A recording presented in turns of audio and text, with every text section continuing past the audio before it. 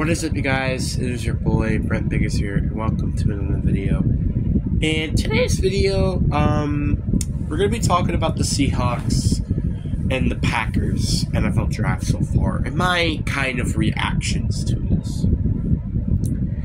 And honestly, though, the reaction is kind of a lot of mixed opinions, but you know, you're going to get into the video and we're going to find out. But before we get into this video, let's like and subscribe, and also just like in general, because man, I have been tired for the past 2 days, and I stick with nearly watching entirely of day 2.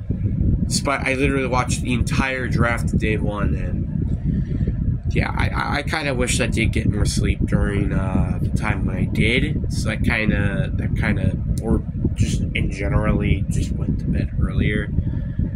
But that's just my personal opinion. But I'm not watching day 3. I'm not watching day 3 at all. I'm gonna just, because I mean, yeah, there will be some good players. I just don't really like watching day 3 the entire time, because, well, I feel like over 80% of them, they're not gonna make it even into the NFL 4 years later from now. So yeah, but anyway, enough said. Let's get into the video. So I'm gonna start off with my favorite team, because it's obviously the quickest one. The Seattle Seahawks. They have made so far only 2 picks, and I'm not gonna lie though, these are very, very good picks, but with some of the players still available, it's not the greatest. So obviously with the 16th overall pick, they have Byron Murphy, guy out of Texas. This is the guy I was basically my 3rd favorite player for them to draft in this entire draft, and they drafted him, which I was very happy about. But also at the same time, with Dallas Turner and Jazon Newton still available, I was kind of interested in the idea of trading down at 16, because there are so many of those good players available. But unfortunately, we stick with the pick and got Byron Murphy, which I'm not complaining, obviously. I still much rather have these type of players than none of these players, but Jazon Newton did fell into round 2, so I kind of wish that we traded down and then get Jazon Newton, which I'll talk about that a little bit later. So Byron Murphy is an absolute beast. He could play both at the run stop and the pass rushing positions. He was like, I think 6'4", 278 pounds, so I would say a little underweight for an interior defensive end if we are going to play him at that spot, or we're going to move Leonard Williams to nose tackle so he can play interior end, or is he going to be a rotational role? We don't know. But Byron Murphy is explosive. He can get after the quarterback, so that's what I really do like about this player. The one thing I don't like about this player is he's a bit underweight for his position. Honestly, I'm not going to lie with you. You could almost put him at basically the edge of a 4-3 system, and nothing would happen if you're talking about his physical strength and stuff. That is the only issue, I will admit.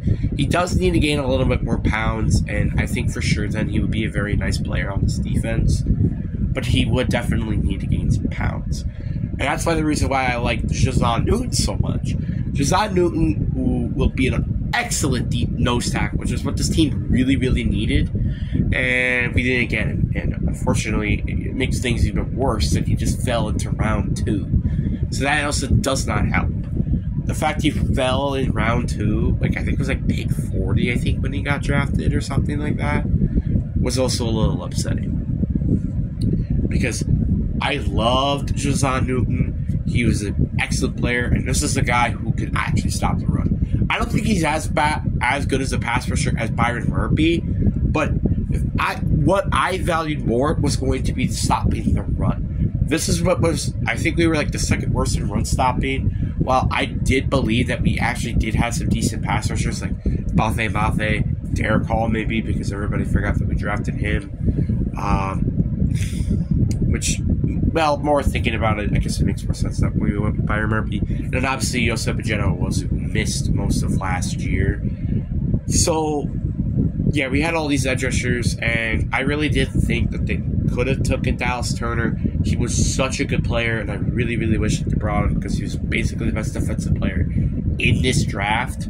But yeah, I really do think, though, that Byron Murphy's pick was arguably, in my opinion, an A+. The only reason why I do give him an A+ instead of an A is because, obviously, like I said, Edge wasn't the biggest need, but Dallas Turner was the best defensive player, which is what this team could definitely needed. So then we obviously got all the way down to 81. They did not pick at all in the second round. They went with, I think it was Christian Haynes out of UConn. Everybody knows this team is, or the university, to be very, very good known for basketball, not for football. So, yeah, but Christian Haynes is a very excellent guard and honestly could probably play start right away.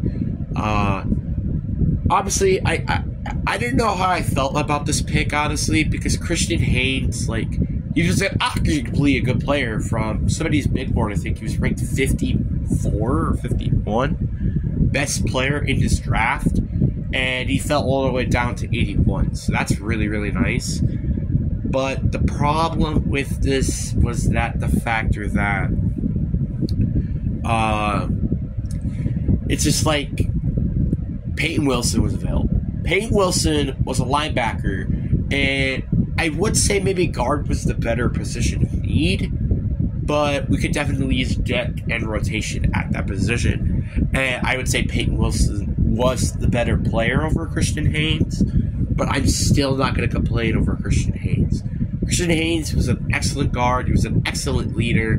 The only thing I guess he might have a problem with heading into the draft was his age, because he was 24 years old heading into the draft. But besides that, I can say he's easily going to be an excellent guard, and without a doubt, he's probably going to be a big, big piece to this interior offensive line. So that's basically about it. I also give this grade probably an A+ as well. So both Seahawks picks are both A+. That's not what I had last year. Like, Derek Hall, I was not a big fan of that pick at all. Zach Charbonnet was also very questionable. JSN, I liked it, the player, I just didn't like the position. Denzel Witherspoon, though, was definitely an excellent pick, and obviously shown. So, yeah, but then we're going on to the Packers, and then we got the 25th pick. The Packers go and select Jordan Morgan, tackle out of Arizona. I was not a big fan of this pick, and I'm also still not a big fan of this pick. So this guy can play a tackle or guard, and I really do hope that he does play guard because of the injuries that he's had, which were both knee injuries, which are probably already got any references of David Bakhtiari. This guy's only 24, and the fact he has all these injuries is also very, very concerning. And he could definitely work on his run blocking. His pass blocking, though, I think is pretty, pretty good. So I guess that's fine, but man, there are better tackles or guards even available. Like Grant Barton, who was taken, I think, the pick after. And for the love of God, we could have drafted Grant Barton, and that would have been such a better pick. But again, who knows, right? I mean, Grant Barton was probably going to play center, which even again, this team can use center. Josh Myers has not been that guy. So, yeah. I'm just a little concerned because the factor that, I mean, yeah, Brian Gutekunst has been very good at drafting tackles because Rashawn Walker and Zach Top, both starters, were day 3 picks. But again, with the early rounds, the last time he drafted an offensive lineman in the early rounds were Josh Myers and Elton Jenkins, both players who were, well, Josh Myers, he's just bad in general, even if he could stay on the field. And then you have Elton Jenkins, who's good. Like I said, he actually can play a lot of positions on that line, honestly. It's just he can't stay healthy. That is the only issue with Elton Jenkins, I would easily say. So, yeah, but honestly, I gotta give this grade a C. There were just so many other good players available, like Cooper DeJean, Kool-Aid McKinstry. Heck, we could have traded up and gotten Carrion Arnold. Like, there were a lot of things this team could have did, but instead, they stick with what they got. They got Jordan Morgan, who I'm not a big fan of. Then with the next pick, I think this was the 45th pick because they traded down with the Saints. The Green Bay Packers, I'm trying to think, they selected Edgerrin Cooper. I don't even got to say anything, A+. This guy's a tackler. This guy's going to be an excellent player. He got 8 sacks in 2023. This guy could be an excellent blitz player. He could be, honestly, just a very, very good player. I think this guy could arguably, without a doubt, be one of the best linebackers on this team. And with us also changing into a 4-3 linebacker was, like I said, the biggest need in heading into the draft, which is what you're going to also think about this other pick will be very interesting.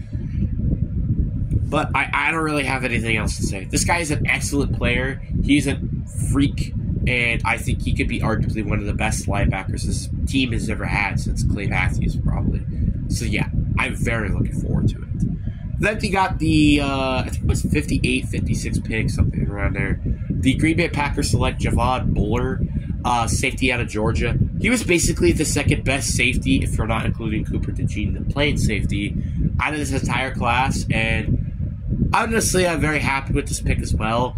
It's just like I was a little upset that Tyler Newman and Cooper DeJean were still available, and we didn't trade up to get him. But I'm not complaining about this guy. This guy is going to be a very, very good player for the safety, and also the fact that Xavier McKinney's there is going to really, really help. And for once, we can actually chillax about the safeties, because you had, what, last year we had like Darvon Savage, Ruby Ford starting, which I wasn't a big fan of Darvon Savage. I do miss Ruby Ford, though, I will admit. So I do imagine that the safety position will be addressed in day 3. I don't think they're going to be running with any of these safeties during. Well, I mean, the starting safeties will be Xavier McKinney and Javon Buller, but I do imagine that they will still address this position heading into day 3. Then, with the 88 overall pick, the Green Bay Packers select Marshawn Lloyd, a running back, and I really like this player. I think this running back, he averaged 7.1 yards per carry, and he ran 4.46. That's 220 pounds. I mean, that's really all I gotta say. This man is a fast, but also a pretty big weighted player. Like, imagine this man running a 40-yard dash, but like at 190 or another 195 pounds. This man is extremely explosive, and he's extremely fast.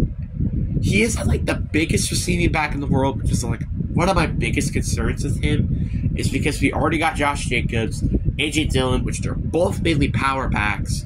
A.J. Dillon is a bit more of a pass catcher than Josh Jacobs is, but still. And Animal Wilson, I don't know really what he can do, honestly.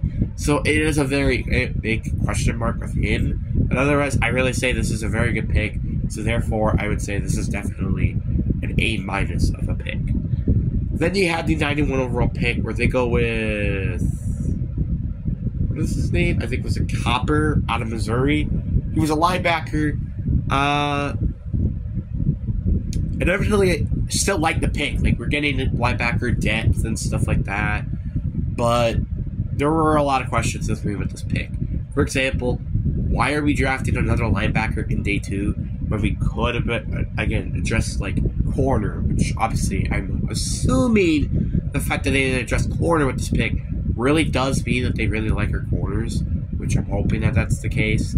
Or maybe another offensive lineman. I would have liked another lineman, not gonna lie. Or just interior at the end, something like that. But I'm not saying I hate the player. It's just I didn't like the position in general. Or heck, we could have gotten another edge rusher. I could have definitely taken another edge rusher. But without a doubt, I think I'll give this pick a B. Very good player, but I still don't like the idea of this spot right here. But anyway, I hope you guys really do enjoy this video. Peace.